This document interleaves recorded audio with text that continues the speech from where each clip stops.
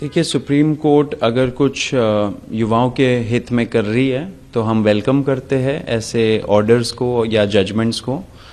लेकिन supreme court जो कर रही है वो अपने तरीके से कर रही है, अपने आइडिया के हिसाब से कर रही है, वो करते रहे।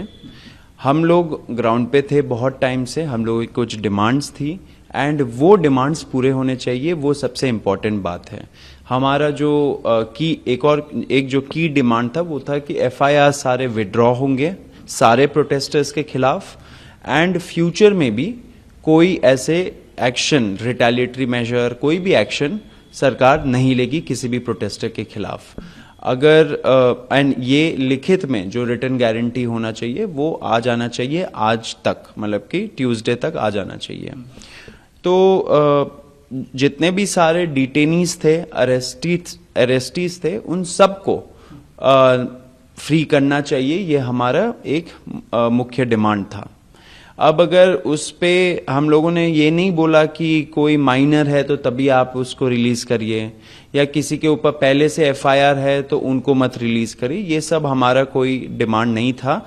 एंड सरकार को भी समझना चाहिए कि हमारा जो डिमांड है वो जैसा गारंटी दिया था, जैसे देश के सामने उस प्रेस कॉन्फ्रेंस में दोनों मिनिस्टर्स ने गवर्नमेंट ऑफ इंडिया के बिहाफ पे जो एग्री किया था, वैसे ही डिमांड आपको रखना पड़ेगा। अभी अगर सुप्रीम कोर्ट बोल रही है कि जिनके ऊपर एफआईआर्स है पहले से उनको मत छोड़िए, तो वो हमें मंजूर नहीं है। हमारा जो डिमांड है वो क्लियर है एंड उसी के हिसाब से होना चाहिए, क्योंकि उसी चीज पे एग्रीमेंट भी हुई थी।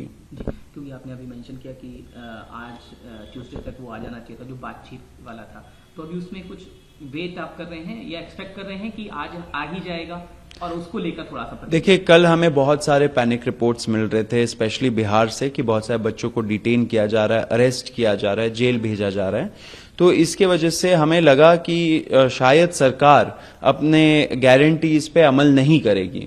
इससे हम लोगों ने कल शाम को एक प्रेस कॉन्फ्रेंस भी किया एंड उसमें हमने ऐलान किया कि अगर सरकार अपना जो उन्होंने जबान दिया है वो नहीं रखती है तो हम फोर्स हो जाएंगे फिर से एक बड़ा प्रोटेस्ट कॉल करने का दिल्ली में। तो फिर क्या हुआ कि कुछ घंटे बाद सरकार के जो रिप्रेजेंटेटिव्स है उन्होंने रीच आउट किया, उन्होंने बोला कि बातचीत करनी है, तो हम मिले, रात 10 बजे मिले, 1 बजे तक वो मीटिंग चली एंड उसमें यही डिसाइड हो रहा था कि कैसे रिलीज होंगे, कौन कौन गवर्नमेंट्स ऐसे गारंटी रिटर्न गारंटी वो लोग नोटिफिकेशन निकालेंगे।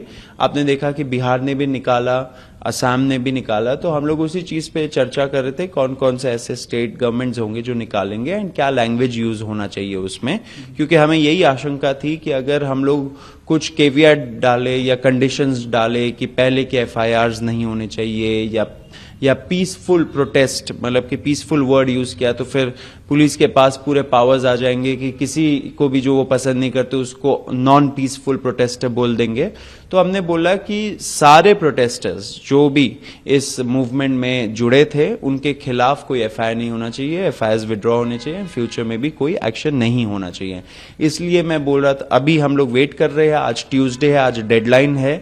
सरकार जितना मुझे लगता है कि अमल तो करना चाहिए सरकार को, हम लोग अभी भी वेट कर रहे हैं फाइनल जो नोटिफिकेशन है इन सारे स्टेट से, एंड दिल्ली पुलिस जो एलजी है वो निकालेंगे एंड सेंट्रल गवर्नमेंट के जो एजेंसीज है सारे, उसके लिए भी सेंट्रल गवर्नमेंट एक नोटिफिकेशन निकालेगी। तो हम लोग अभी वेट कर रहे हैं इस चीज का एंड आशा है कि वो करेंगे। लेकिन इसीलिए मैं बोल रहा हूं कि सुप्रीम कोर्ट अगर कुछ कंडीशंस डाल रहा है तो वो हमें मंजूर नहीं है।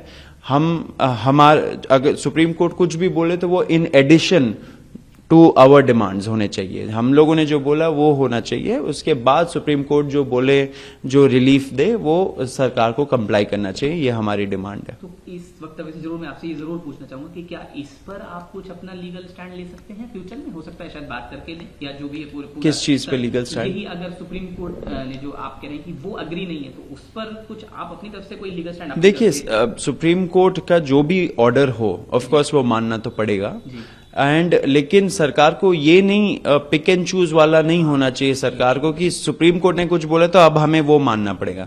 जो आपने अश्योरेंस और गारंटी दिया देश भर के सामने, युवाओं को, सारे प्रेस के सामने, वो सबसे पहले आप निभाओगे, उसके बाद जो भी सुप्रीम कोर्ट बोले, जो भी कुछ रिलीफ या ऑर्डर दे, वो फिर आप मानोगे।